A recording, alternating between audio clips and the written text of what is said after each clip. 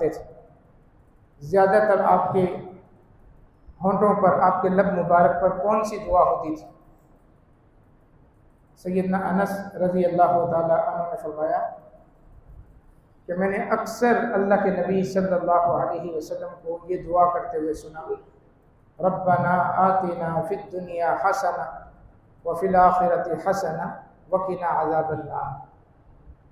یہ وہ جامع دعا ہے جو قرآن مجید نے بھی ہمیں سکھائی، قرآن میں موجود ہے، اور نبی اکرم صلی اللہ علیہ وسلم یہی دعا اکثر پڑھتے تھے، ربنا آتنا، اے رب ہمارے تو دے ہمیں فی الدنیا حسنہ، دنیا کے اندر حسنہ، حسنہ کا مطلب ہر طرح کی خیر، بھلائی، عافیت، صحت، رزق، اولاد، تمام خیر کا جو مجموعہ ہے وہ حسنہ کے اندر موجود ہے۔ دنیا میں حسنہ دے، وفی الآخرۃ حسنہ، اور آخرت میں بھی ہمیں حسنہ دے۔ آخرت میں حسنہ سے مراد اللہ کی جنت جو اللہ کی نعمتوں سے پر ہے، اور اس جنت کے اندر اللہ کا دیدار، آخرت میں جنت بھی دے اور اپنا دیدار بھی عطا فرمائے، وقنا عذاب النار، اور ہمیں تو جہنم کے عذاب سے بچا دے۔ خود سیدنا انس ابن مالک رضی اللہ تعالیٰ عنہ کی عادت بھی یہی تھی کہ وہ اکثر یہی دعا پڑھتے تھے، بلکہ اگر کوئی انہیں دعا کے لیے کہتا بھی تھا تو وہ یہی دعا کرتے تھے۔ ایک وفد سیدنا انس ابن مالک رضی اللہ تعالیٰ عنہ کے پاس آیا، جب وہ جانے لگا ملاقات کر کے تو انہوں نے کہا کہ صحابی رسول، ہم 2 حاجتیں لے کر آپ کے پاس آئے تھے، ایک حاجت ہماری پوری ہو گئی اور وہ تھی آپ کا دیدار کرنا، آپ کی زیارت کرنا۔ آپ صحابی رسول ہیں، آپ کو دیکھ لیا، آپ کا دیدار کر لیا، یہ حاجت ہماری پوری ہو گئی، اور دوسری حاجت ہماری یہ ہے جو آپ پوری کریں کہ ہمارے لیے دعا کریں۔ سیدنا انس رضی اللہ تعالی عنہ نے دعا کے لیے ہاتھ اٹھائے اور مختصر ترین دعا کی، اللہم اغفر لنا وارحمنا، اے اللہ ہمیں معاف فرما دے، ہم پر اپنی رحمتیں نشاور کر دے، وآتنا فی الدنیا حسنہ، ہمیں دنیا میں بھی حسنہ عطا فرما، وفی الآخرۃ حسنہ، آخرت میں بھی حسنہ عطا فرما، وقنا عذاب النار، اور ہمیں آگ کے عذاب سے بچا۔ یہ دعا انہوں نے ختم کی اور ہاتھ نیچے کر لیا۔ وفد میں جو لوگ موجود تھے حیران ہو گئے، وہ حیران ہو گئے کہ اتنی مختصر سی دعا اور اتنی جلدی دعا ختم ہو گئی۔ تو انہوں نے حیران ہو کر کہا کہ صحابی رسول، ہم بڑی دور سے آئے اور ایک چاہت، تمنا، آرزو، طلب لے کر آئے تھے کہ آپ ہمارے لیے دعا کریں گے، آپ نے تو بڑی مختصر سی دعا کر دی، ہم چاہتے ہیں کہ آپ ہمارے لیے اور بھی اللہ سے مانگیں۔ تو گویا انہوں نے اس دعا کو ناکافی سمجھا اپنے لیے۔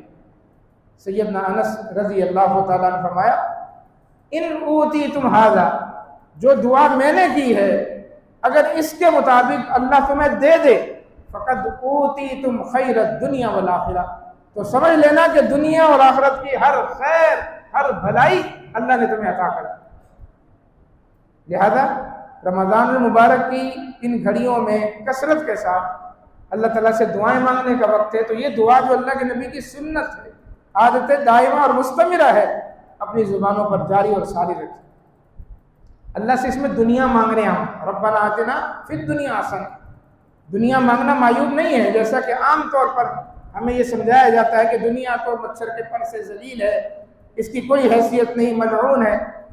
مچھر کے پر سے اس وقت ذلیل ہوگی دنیا جب آپ دنیا دار بن جائیں گے، دنیا کے ہی ہو کر رہ جائیں گے، دنیا کو اپنے اوپر طاری کر لیں گے، نہ نماز کی فکر، نہ روزے کی، نہ قرآن کی تلاوت کی، نہ اذکار کی، عیش و عشرت کے اندر، عیاشی اور فحاشی کے اندر، اسراف و تبذیر کے اندر جب آپ مبتلا ہو جائیں گے تو پھر یہ دنیا آپ کے لیے ملعون ہے، پھر یہ مچھر کے پر سے بھی زیادہ ذلیل۔ لیکن جب اللہ سے، اللہ خود سکھا رہا ہے یہ دعا، قرآن میں موجود ہے کہ اللہ سے دنیا مانگو تاکہ اس دنیا کی بنیاد پر، دنیا تمہاری اچھی ہوگی تو اس کی بنیاد پر تم اپنی آخرت اچھی کرنے کی کوشش کرو۔ اللہ سے دنیا مانگو، اللہ دنیا دے، اس دنیا کے ذریعے سے آخرت کماؤ، اس دنیا کو اللہ کے دین کے لیے لگاؤ، مسکینوں غریبوں پر خرچ کرو، اس دنیا پر سوار ہو کر آخرت کی سواری کرو۔ تو دنیا مانگنا ملعون نہیں ہے، دنیا مانگنا مذموم نہیں ہے، دنیا مانگنا منع نہیں ہے۔ ہمارے المیہ ہے کہ چند صحابہ کرام جو اصحاب صفہ تھے ان کے واقعات دہرا دہرا کر یہ سمجھانے کی کوشش کی جاتی ہے کہ دیکھو صحابہ بھی تو غریب تھے، فقیر تھے، مسکین تھے، نڈھال تھے بیچارے. یہ چند صحابہ تھے جو ہجرت کر کے مکہ سے آئے تو مکہ والوں نے سب کچھ چھین لیا ان کا، اب ان کے پاس کچھ نہیں تھا. اللہ کے نبی صلی اللہ علیہ وسلم نے مسجد نبوی میں ایک چبوترا بنا کر بٹھا دیا. یہ اصحاب صفہ تھے، وگرنہ اکثر صحابہ کرام مالدار تھے، تاجر تھے، دنیا کی ریل پیل تھی ان کے پاس، اور انہوں نے اس دنیا کے ذریعے سے آخرت کمائی. سیدنا ابو بکر صدیق رضی اللہ تعالیٰ عنہ خلیفہ بلا فصل. آپ کیا سمجھتے ہیں کہ وہ غریب تھے؟ اللہ نے کتنا مال سے نوازا تھا، تاجر تھے، کپڑا بیچتے تھے، دنیا بھر سے کپڑا آتا تھا ان کے پاس.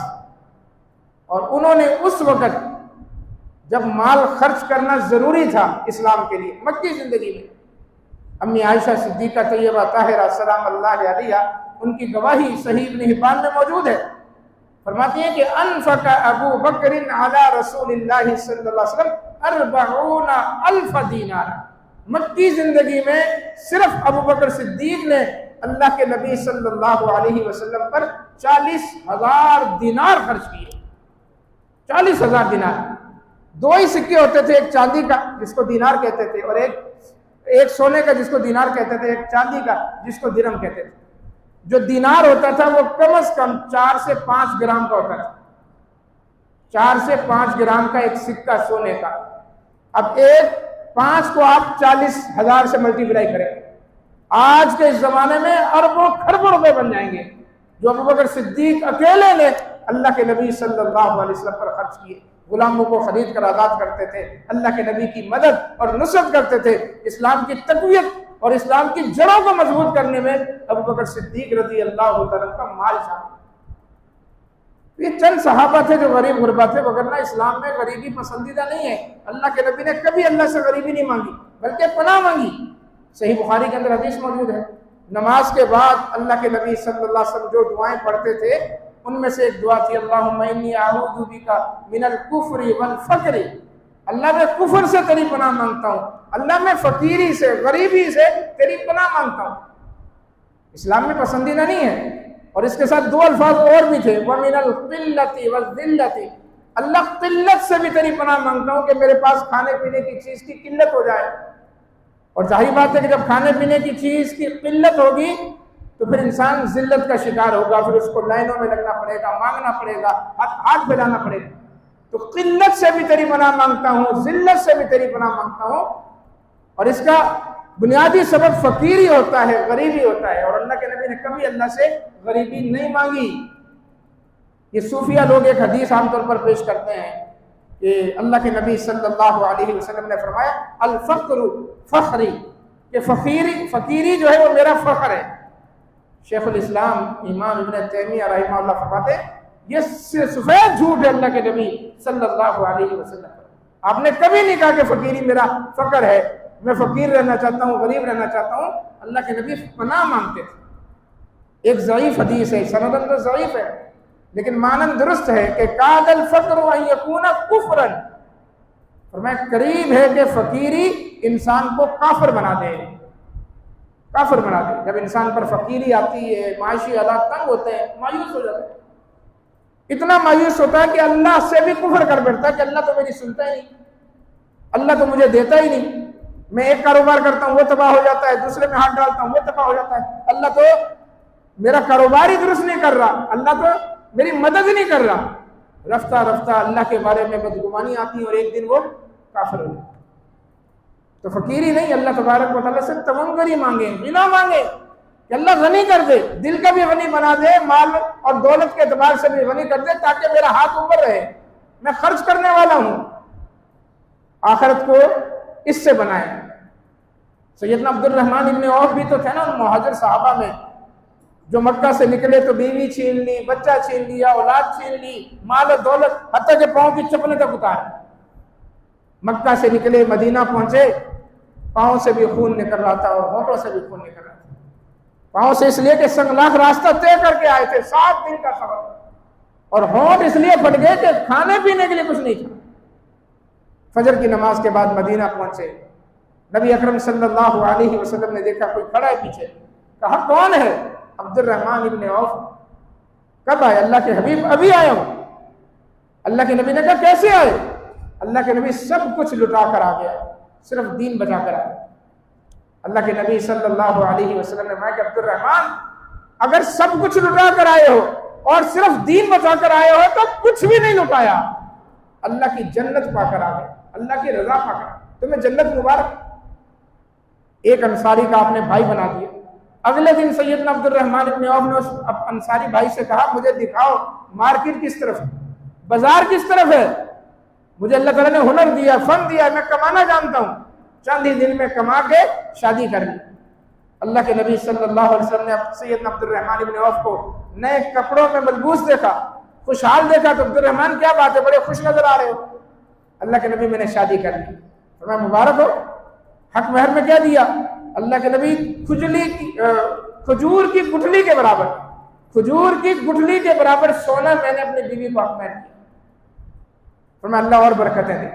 عبد الرحمن ابن عوف کھجور کی گٹھلی کے برابر سونے سے شروع ہوئے، اللہ نے اتنا مال دیا، اتنی برکت دی، اتنا نوازا۔